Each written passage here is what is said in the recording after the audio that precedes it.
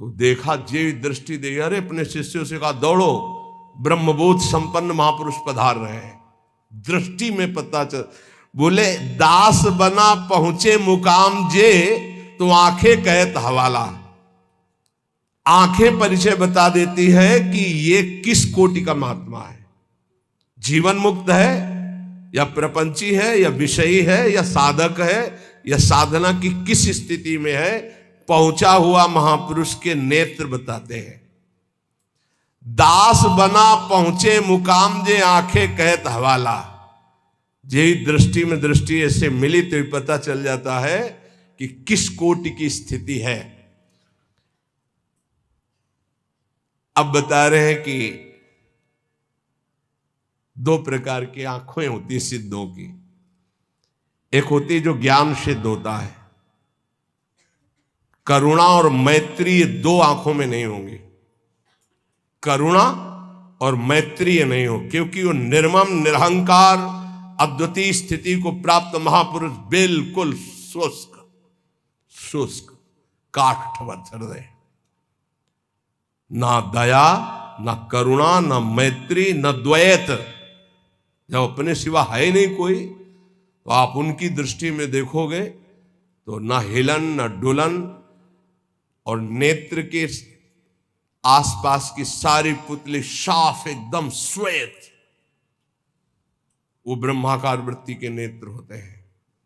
रुद्रवत एकदम दृष्टि उनकी, और बिना चंचलता रहे, बार बार ऐसे नहीं, खुले हो एकदम अलक्ष श्वेत पुत्री, सिंहवत दृष्टि।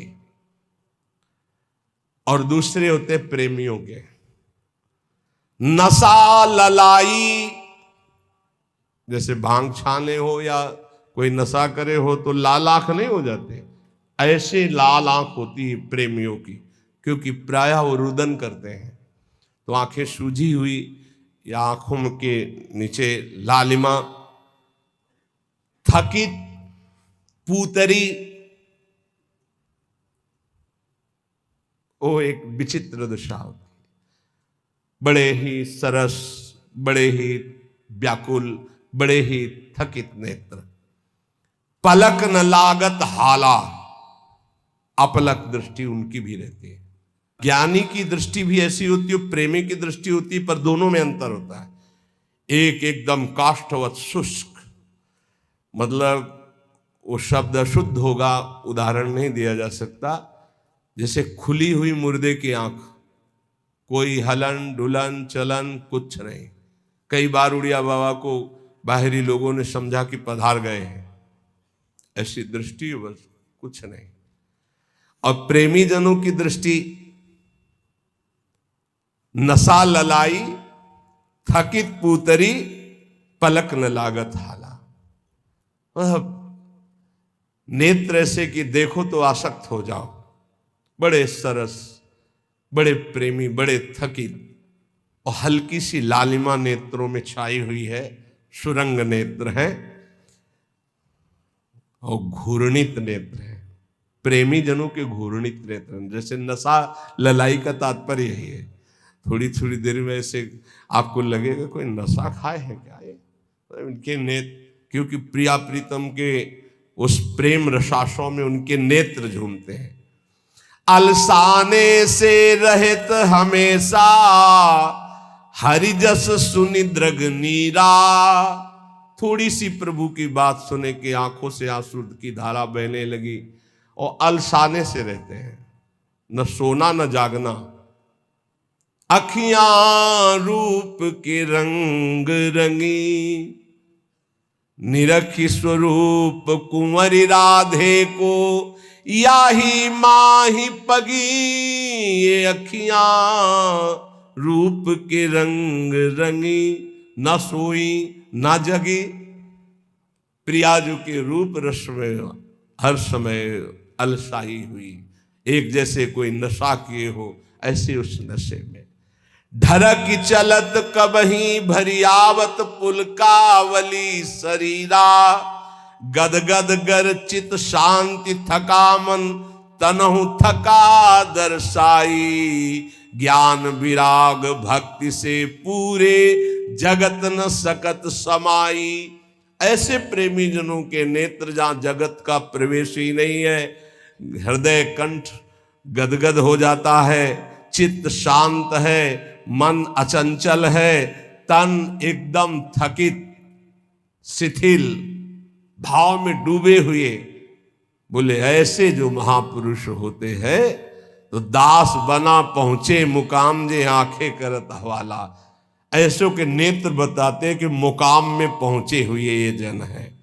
श्री भगवान जगत गुरु श्री कृष्णचंद्र जी कह रहे हैं जो पहुंचे हुए महापुरुष है वो शरीर को अपने वश में किए होते हैं। यही सबसे बड़ी चूक हो रही है। ये बहुत बड़ी चूक है जो हमारी निंदा का कारण बनती है। हम संतों की या भक्तों की जो निंदा का कारण बनता है वो ये नाशवान दुष्ट नीच शरीर है। इसको जब तक मैं माना जाएगा ये नीच आचरण कराता ही रहेगा, गुरुजनों की, आचार्यों की, भगवान की निंदा करवाता रहेगा। एक शरीर से गलती होने पर समस्त साधुओं की तरफ लोगों की दृष्टि अश्रद्धा से हो जाती है। इसीलिए हमें लगता है कि अगर साधु बने तो मर के बने, उन्हें घर गृहस्थी में ब्याह करके अच्छा है, जीवन धर्म पूर्वक व्यतीत करे, अधर्म आचरण न करे। बहुत बड़ी त्रुटि समझो, एक गलती से लाखों लोगों की श्रद्धा संतों के प्रति नष्ट हो जाती है। भगवान कह रहे सिद्ध पुरुष के लिए कैसा होता है, निराशीर्यत चित्तात्मा त्यक्त सर्व परिग्रह, शारीरम केवलम कर्म कुर्वन्नाप्नोति किल विषम। यत चित्तात्मा, जिसने अपने शरीर को अधीन कर लिया। ये प्रार्थना है सब साधकों से, कोई ऐसी चेष्टा मत करना जिससे भेष को गाली मिले। हमारा गति हो या दुर्गति हो तो ठाकुर जी जाने। कभी ऐसी जगह न खड़े होना, कभी ऐसी चेष्टा मत करना, कभी ऐसा संग मत करना। ये ध्यान रखो कि तुम्हारे से एक बहुत बड़ी धारा जुड़ी हुई है। तुम्हारे गुरु, गुरु के गुरु, गुरु के गुरु, आचार्य, इष्ट, पूरा एक आपकी गलती पूरे को गालियां दिलवा सकती, पूरे विश्व के संतों के प्रति अश्रद्धा हो सकती। इसलिए सावधान। जिंदगी में हम नीच हैं, पामर हैं, हमारी गति हो दुर्गति हो भगवान जाने। हमसे ऐसा आचरण न बन जाए कि हमारे गुरुजनों को गाली मिले।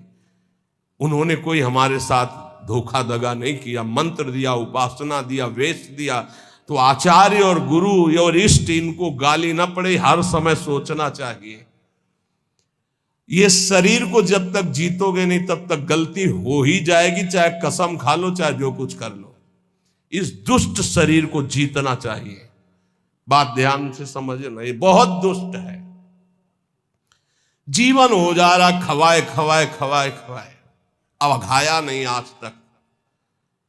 जीवन हो गया दिखा दिखा करके दुनिया को, आंखें नहीं भरी, कान नहीं भरे। ये वही दुष्टता अपनी चाल, ये देखना, ये सुनना, ये भोगना।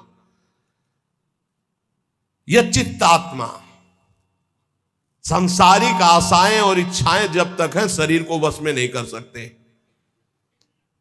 साधुओं के वैराग्य मार्ग में या भगवत भक्त होकर के चेहरा बनाने की जरूरत नहीं है, स्वरूप बनाने की जरूरत। स्वरूप को प्रकाशित करो, पूरा विश्व नमन करेगा। चेहरा तो नौटंकी नाटक वाले बनाते हैं, जब थोड़ी देर के लिए साधु बनते हैं वो बनाते हैं, जिससे पूरा साधुता का हम रोल कर सके। हम रोल नहीं करते, हम उस मार्ग में चलने वाले पथिक हैं। साधुता का रोल 2 घंटा कोई कर सकता है, लेकिन जीवन भर साधु बन के रहना वो बहुत कठिन बात है। इसलिए ये नहीं, हम भगवत मार्ग के पथिक। हमारा कोई भी बाहरी शारीरिक नाटक ऐसा नहीं होना चाहिए जो धर्म विरुद्ध हो। बिल्कुल समझ के चलना चाहिए। आज आचार्यों गुरुजनों के चरणों में बैठ करके साधुता का भाव नहीं। लाल कपड़ा हो या पीले कपड़ा हम पहने, इसके बाद यहां से बढ़िया महकुआ तेल लगा के ऐसे, ये कौन से शास्त्र में लिखा है? तुम्हारी कौन सी परिपाटी, कौन सा भेष ऐसा है? बिल्कुल नहीं। आज कोई टोकने वाला नहीं, इसीलिए बहुत से बिना गुरु प्रदत्त वेश धारण किए और वो मनमानी आचरण करते हो कहा जाता साधु। पहने पैजामा कुर्ता कहा जाता साधु। साधु पैंट शर्ट पहने कहा जाता साधु। बड़ा बड़ा टाइटल लिखा जाता है। अब उनके जब आचरण होते तो बोले अमुक संत भ्रष्ट हो गया। संत परिपाटी देखो, संतों की मर्यादा देखो, संतों के चरणों में बैठकर जो साधुता सीखी जाती है वो कब हुआ?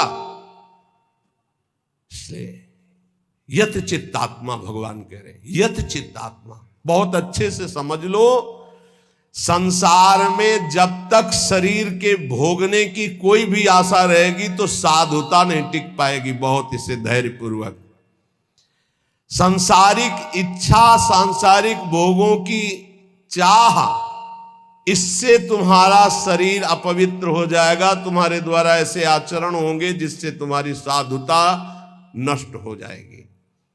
शरीर और इंद्रिय और मन के वशीभूत होकर के जो आचरण किया जाता है वो निश्चित अपवित्र है और वो अधर्म होगा और वो गालियां दिलवाने वाला ही होगा।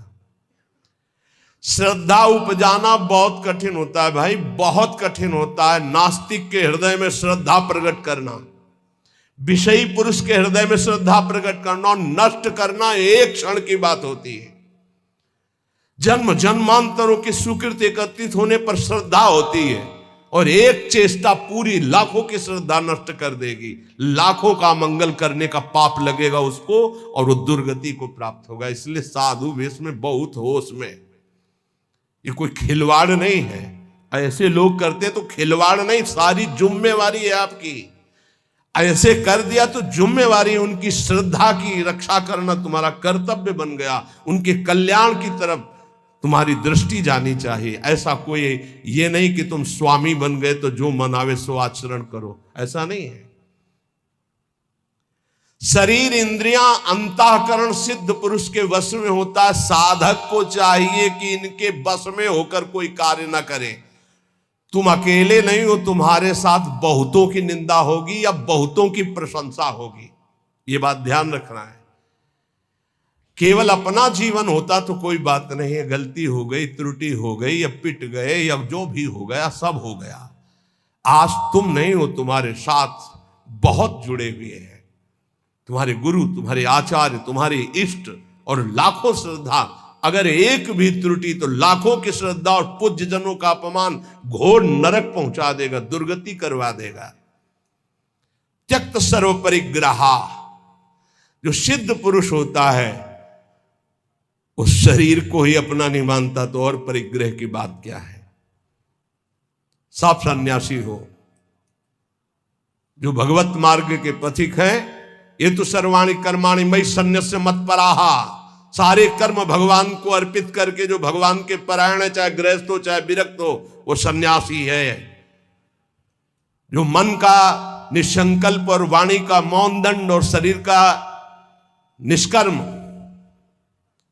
संयम पूर्वक, अगर ये दंड नहीं तो किस बात का सन्यासी। भगवान ने एकादश स्कंद में कहा है, वाणी का मौन, मन का निसंकल्प और शरीर का निष्क्रिय, ये सन्यास धर्म का स्वरूप है। तो निष्क्रिय दो प्रकार से होता है, एक जो कर्म का त्यागी होता है, एक होता कर्म समर्पण करने वाला। भक्त कर्म समर्पण करने वाला सन्यासी होता है। ये तो सर्वाणि कर्माणि मयि सन्न्यस्य मत्पराहा, सब प्रकार के भोग संग्रह सामग्री का अपनापन भाव ना रखना, चाहे गृहस्थी में हो चाहे विरक्ति में हो। गृहस्थी में तो नाथ सकल संपदा तुम्हारी, मैं सेवक समेत सुत नारी।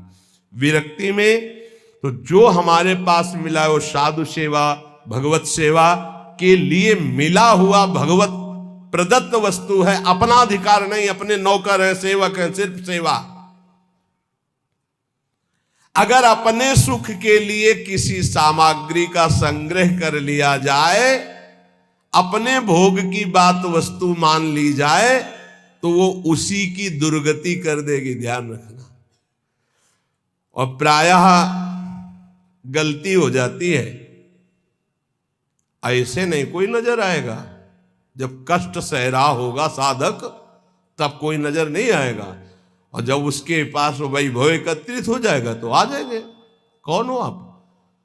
तुम्हारे मामा पहचाने नहीं? अभी तक मामा कहाँ थे तुम भाई? अभी तक कहाँ? बचना, हम जो प्रार्थना करें उसको अंदर से समझना। जहां मकान बना, जहां वैभव एकत्रित हुआ, तो पूर्व जीवन के रिश्ते नाते संबंधी आके और वहां का अधिकार जताते हैं, और वहां के फिर संबंधी अपना संबंध स्थापित करके उसके अधिकारी बनते हैं, और फिर जिनके लिए आया था फिर उनकी दुर्गति होती है। भी ध्यान रखना, यही की घटना है। वो भक्तमाली जी अंतर ध्यान हो गए, उनकी बात है। वो बता रहे थे कि साधु के भाई आए, तो साधु को कहीं ना कहीं से अर्थ मिलता ही रहता है, साधु सेवा भगवत सेवा। तो उन्होंने कहा अमुक कार्य है, 1 लाख रुपया दे दो। एक घटना है, कोई कथा नहीं। तो 1 लाख दे दिए। अब जब वो आते तो कहते हैं भाई दे यार 1 लाख रुपया, साधु सेवा वाला ले गए थे। अरे भाई दे देंगे, बड़ी समस्या गृहस्थी में रहती है। आप तो बाबा जी हो, आपको क्या पता गृहस्थी में। अब भाई है तो कह नहीं सकते हो। इतने में उनका शरीर पूरा हो गया संत भगवान का। जानते हो क्या बने थे? श्वान, कुत्ता। आश्रम के बाहर बैठे पिल्ले के रूप में। तो किसी महापुरुष को स्वप्न दिया कि मेरा उद्धार करवा दो, मेरे से गलती हो गई। 1 लाख रुपया अपने भाई को देने के कारण मेरी गति बिगड़ गई, और मैं वृंदावन में ही अमुक आश्रम का हूँ, अमुक अमुक हूँ, सामने बैठा हुआ हूँ, आप आके मुझे देख लीजिए, मैं आपको पहचानता हूँ। तो वहाँ गए तो वो धष्ट पुष्ट एक पिल्ला बैठा था, पुचकारा और गोद में उठाया। बोले महाराज आप चिंता मत करो, बाप का कल्याण होगा। उसके भाई के पास गए और कहा होश में जैसे बने तैसे चुपचाप 1 लाख रुपया मैं ब्याज सहित दो, नहीं हम तुम्हारे ऊपर शासन अपना जब लागू करेंगे तो आप परेशान हो जाओगे। तुम्हारे भाई की दुर्गति हो गई जो महात्मा थे। वहां से पैसा लाए, फिर आश्रम में भंडारा किया, और फिर कुत्ता का कुछ दिनों में शरीर शांत हो गया, वो अपनी गति को प्राप्त हो। समझो, वैभव जहां बढ़े तो संसार के सेवा के लिए वैभव मिलता है। साधु सेवा, गौ सेवा, भगवत सेवा। और घर वाले परिवार वाले बिटिया का ब्याह है, हमारे सारे पैदा किया था क्या? मेहनत करो, मांगो, खाओ, जियो। अब हमारा तुम धर्म भ्रष्ट करने आए हो। वैराग्यवान कभी भूल करके एक सिक्का अपने परिवार वालों को ना दे, नहीं तो नरकगामी होगा। ध्यान रखना, ये हराम का पैसा नहीं है। गृहस्थ जन देते हैं भगवत प्राप्ति में लगे हुए संतों की सेवा के लिए, या श्री जी के लिए, या गौ सेवा या धर्म सेवा के लिए। परिवार सेवा के लिए कोई कह के दे तो बात अलग है, कौन देता है परिवार सेवा की? इसलिए किसी भी सामग्री को अपनी ना मानना, त्यक्त सर्व परिग्रह, ये भगवान का आदेश है। सिद्ध पुरुष में ऐसा नहीं होता, वो अपना न शरीर ही मानता है न कोई वस्तु मानता है। लेकिन साधक के बाद ध्यान रखे, उसके पास जो भी भगवत प्रेरित सामग्री आई है वो अपने लिए नहीं, सेवा के लिए आई है। ठाकुर सेवा, संत सेवा, भगवत सेवा, समाज सेवा। जो भोग बुद्धि से अपने लिए संग्रह करता है उसकी बुद्धि भ्रष्ट हो जाती है और वो पतित हो जाता है। बस ये बात है, अपने लिए नहीं। बहुत जोर का भगवान ने त्यक्त स्वर परिग्रह का भाव बताया है कि सिद्ध का यही लक्षण होता है।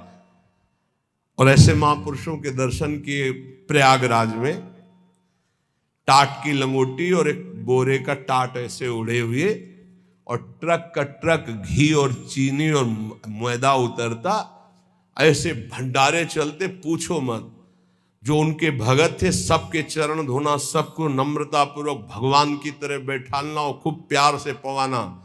और जो महात्मा जी थे वहां के, एक टाट और पट्टा ऐसे टाट का ऐसे उड़े हुए, और ऐसे ही रेती पे लेटना, ऐसे झोपड़ी बनी हुई थी उनकी, उसमें लेटना। और अरे वैभव की भीड़ लगी हुई थी। और आप जब सब संत पा लेते थे तो सब संतों की जूठन जो बचती उसी में एक दो और मिलाकर, क्या जीवन उनका, कोई संगय प्रयोग, वैभव तो पूछो मत। कोई दिन ऐसा नहीं होता था कि 2-4 हज़ार रुपए एक संत को दक्षिणा में न मिले। एक से एक कंबल, एक से एक सब। पर देने वाले जब ऐसे, तो वहां त्यागी ही त्यागी ज्यादा थे। देने वाले परेशान थे कि यहां कोई लेता नहीं है। और सामान की ऐसी, ये वास्तविक बात यही है कि स्वयं परिग्रह रहित होकर के समाज सेवा में।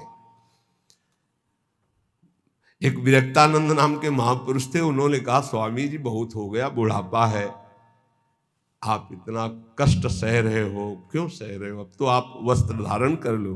वो वहीं पास में ही बैठे थे। तो उनका तुमको मैं बूढ़ा नजर आ रहा हूं, ऐसे कहा बूढ़ा नजर आ रहा हूं, अभी चलो बराबर गंगा जी में खड़े होकर देख लो कौन बूढ़ा होगा।